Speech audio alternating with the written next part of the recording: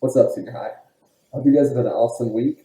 Today we're going to be talking about Luke chapter 11. So if you haven't read it yet, please pause this video and come back when you're finished. Think about these three things: intentionality, perseverance, and selflessness. How do these things incorporate into this chapter? And how can you incorporate them into your character? So how do we talk to God?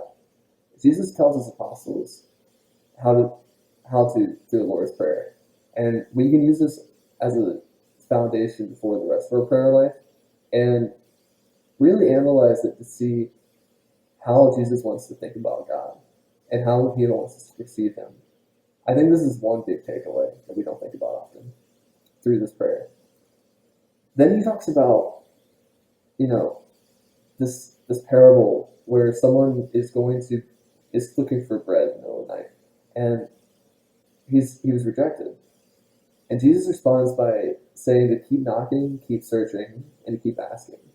And I thought it was interesting that he said this right after teaching how to pray. And I think what he's trying to get at is,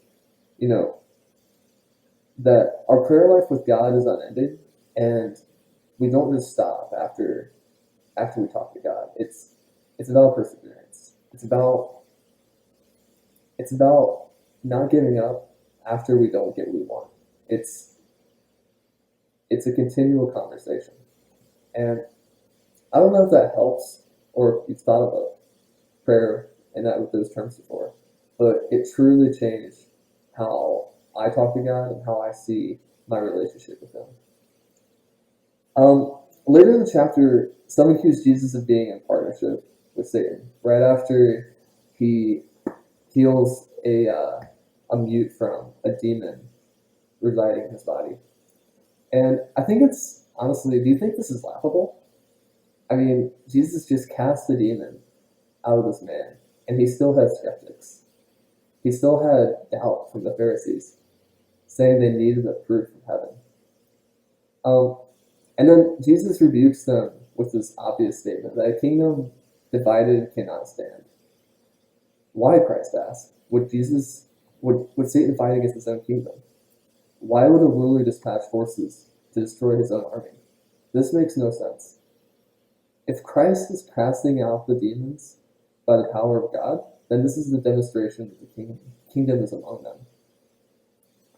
And I was trying to think of a way to relate this to modern day. I think we have a tendency as intellectuals and thinkers to be skeptics. And one of the chains we carry in this world is our bondage to our own worldview. It's our bondage to the lens we see the world, and we can become slaves to it. So I think when we are like the Pharisees in the sense, we have the miracle in front of us. We are given grace, and we still carry these chains. So, in a profound sense, this passage is all about a remedy to bondage. The kingdom of God is in the midst of the people, but they are not aware of the power that has been intended for them. So, really reflect on these two chapters again, or these two verses again, and really reconsider, how your prayer life can impact your educational life, or your life in sports or music. Are they distorting your view of the world, your view of reality?